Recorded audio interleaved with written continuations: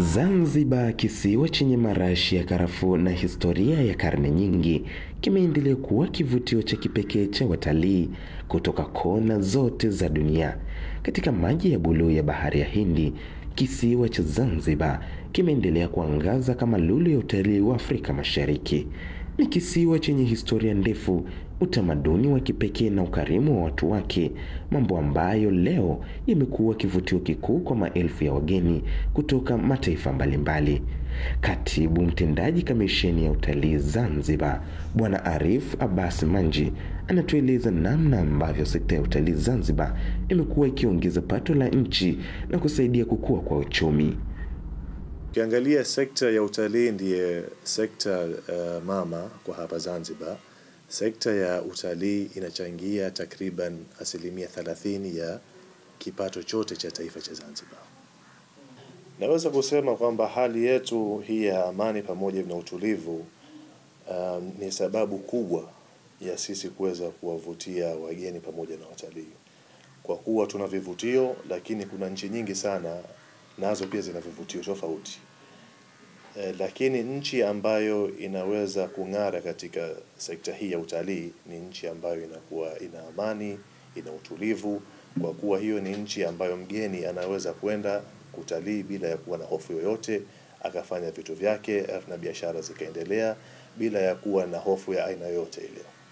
Mtazamo wa kamisheni ya utalii, lazima tuitunze amani, lazima tuienzi amani, lazima tuithamini amani, kwa kuwa bila ya kuwa na amani, mimi naamini kwamba hakuna uchumi hapa Zanzibar.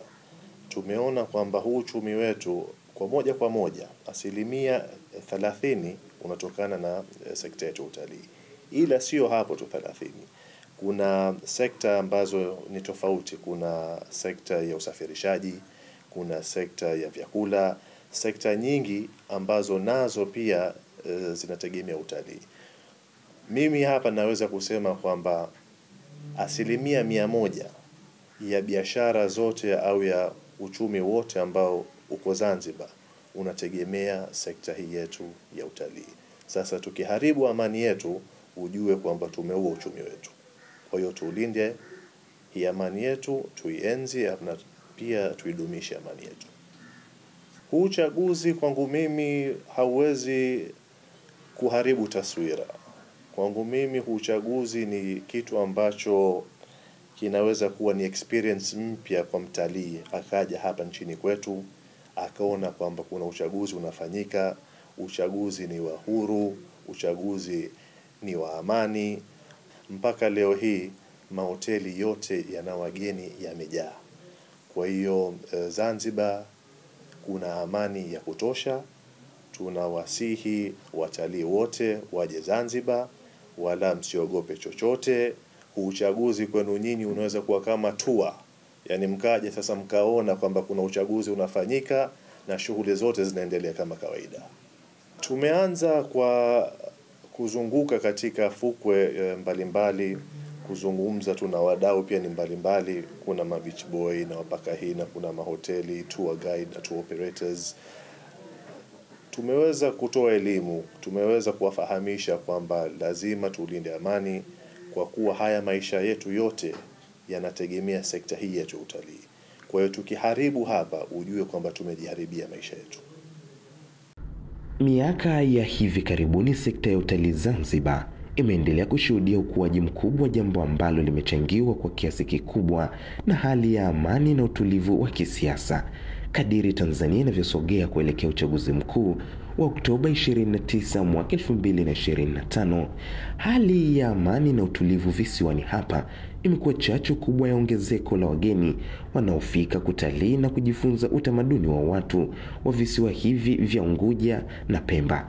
Kamisheni ya utalii Zanzibar imekuwa na hamasa kiasi gani kuhakikisha inakuwa imara katika kuhamasisha amani na utulivu ili kuongeza watalii katika visiwa hivi na Tanzania kwa ujumla?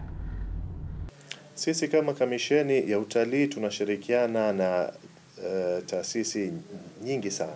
Kuna taasisi za serikali, lakini pia kuna taasisi za sekta binafsi, ili tuhamasishe na pia tutoe elimu kwamba lazima tulinde amani yetu, lazima tulinde utalii wetu. Kwa kuwa sasa hivi ni kipindi cha uchaguzi, hichi ni kipindi cha mpito. Yaani uchaguzi ukiangalia ni siku moja tu, mpaka tupate tu matokeo siku 2 siku 3 zingine. Je, huu utalii wetu tumekuwa sisi tunaujenga kwa takriban miaka 30. Tutaharibu haya yote tuliojenga kwa hichi kipindi cha mpito? Sidhani kama ni jambo ambalo mtu yoyote mwenye akili zake timamu anaweza kujaribu au hata kuwaza kwamba aingie mtaani kuvunja amani kwa kipindi hichi cha mpito. Sisi ujumbe kwao ni kwamba wameona tayari matokeo ambayo tunayapata kutokana na sekta hii ya utalii. Sasa je, mnataka kuendeleza haya matunda au nyinyi mnataka kuyaharibu haya matunda? Mimi nina uhakika wa 100% kwamba hamna mwananchi hata mmoja, iwe ni mwongoza watalii, iwe ni dereva, iwe ni mtu yoyote yule, ambaye anataka aache kuyavuna haya matunda ambayo tumeyajenga kwa muda mrefu sana. Kwa hiyo mimi nawaomba na nawasihi kwamba tuendeleze kulinda amani, tuendeleze kulinda sekta yetu hii ya utalii, na wote tushirikiane kwa pamoja. Acha hichi kipindi cha mpito kipite, ili tuendelee na maisha yetu na kujenga utalii wetu pamoja na uchumi wetu. Mimi ningependa kusema hapo kitu kimoja, kwamba our stakeholders wetu ambao ni ma-investors zaidi, ambao wanakuja wanawekeza katika utalii, katika mahoteli, katika restaurants, migahawa hivi na mengine. Kwa bahati nzuri tulisoma kidogo biashara hivi, tunafahamishwa kwamba kabla hujenda kuwekeza katika nchi yoyote, uangalie amani na utulivu wa kisiasa. Kwa hiyo mimi naamini kwamba kila mwekezaji ambaye yuko hapa Zanzibar, tuna hoteli zaidi ya 870, tuna tour operator zaidi ya 420 hapa Zanzibar. Kwa hiyo tuna wadau wengi sana wa utalii, lakini tumeweza kujenga utalii wetu kutokana na kuwa na amani hapa nchini kwetu. Kwa hiyo mimi naamini kwa 100% kwamba hawa wote, wadau wote, wanataka kuenzi amani yetu. Kwa hiyo na sisi tutashirikiana nao ili tuendelee kuenzi amani. Wananchi wa mataifa yote duniani, Zanzibar ni salama, tulivuka, tunavuka na tutavuka salama. Kwa hiyo Zanzibar ni njema na atakaye aje. Karibuni sana.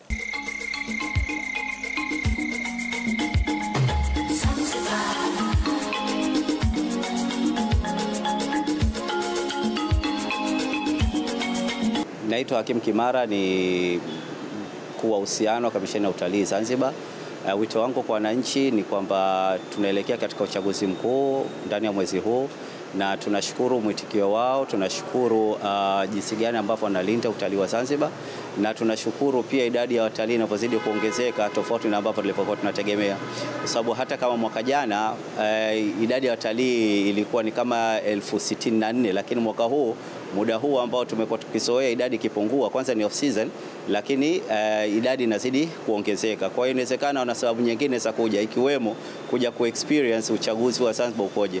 Kwa hiyo pia kama ni Kamisheni ya Utalii tunachukulia kama ni fursa kwamba ukiachilia vile nini zetu, vyanzo vyetu vya utalii, bahari, fukwe, yani utalii wa michezo, lakini pia sasa hivi watalii wamekuwa nakuja kwa ajili ya ku-experience hali ya Zanzibar wakati wa utalii.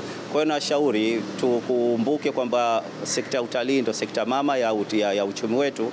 Kwa hiyo kikubwa kuangalia jinsi gani tunaulinda. Sekta utalii haisaidii watalii tu, haisaidii wananchi tu, lakini inasaidia sekta nyingine. Sekta ya kilimo, bila kilimo utalii haukui. Sekta ya hata manispaa pia inategemea watalii waongezeke ili na wao wapende kuendelea. Lakini pia sekta ya amani, kesho kuta kama tutakumbuka baada ya uchaguzi tu kuna mbio hizi za Zanzibar International Marathon, na ili mwananchi na mtalii aweze kuja kushuhudia hizo mbio lazima hakikisha usalama wake na amani yake. Kwa hiyo hata uandikishaji wa wanariadha wale umeongezeka tofauti na nilivyotegemea.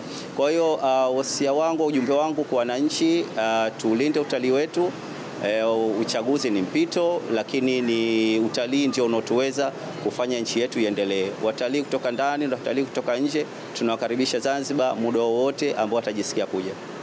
Amani hii imeifanya Zanzibar kuwa nyumbani kwa watu wote, watalii kutoka Ulaya, Asia, Amerika na mataifa jirani kuja hapa si kwa mandhari pekee, bali kwa sababu wanajisikia salama. Kwa miaka kadhaa sasa, Zanzibar imekuwa miongoni mwa kivutio kikubwa cha utalii barani Afrika. Idadi ya wageni wanaoingia imeongezeka maradufu, sekta hii ikichangia zaidi ya 29% ya pato la Zanzibar.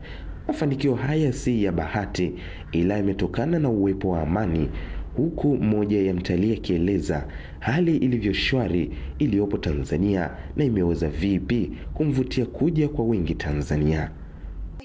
Oh, I'm Julie Elworthy and I'm from the UK and I'm staying here at the moment in your beautiful country.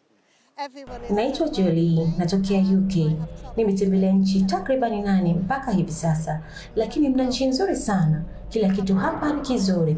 Pia watu wake ni wakarimu mno.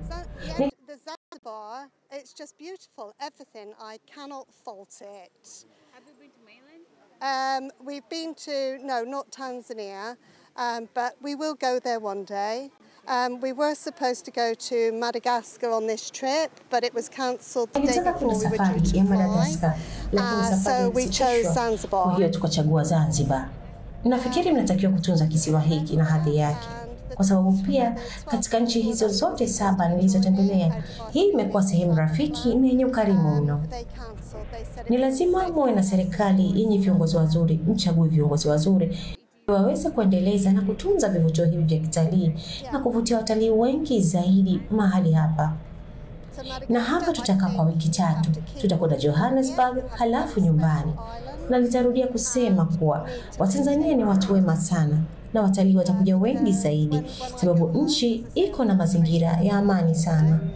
And this has been the most friendliest welcoming place to be. But I just think that you have a wonderful country, and I think if you can keep this government in this position, you can carry on for many years and have many tourists come here because they know that they will be safe. So how long have you been here? We've been here since the 2nd of October. We leave on Saturday, so we will have been here 3 weeks. And then we go back to Johannesburg where we have a flight to the UK. So, but yeah, you have a brilliant country and I'm a counsellor, as I said. Kadiri watalii wanavyozidi kuja, dunia inatambua kwamba uzuri wa Zanzibar haupo tu kwenye mchanga mweupe, bali kwenye utulivu wa mioyo ya watu wake. Ifikapo tarehe ya uchaguzi, tujitokeze kwa wingi kupiga kura, kwani amani na utulivu na mustakabali wa taifa letu ni kuzidi kuvutia sekta hii ya utalii. Amani yetu ndiyo nguvu ya maendeleo yetu. Salam kevu, hakuna matata.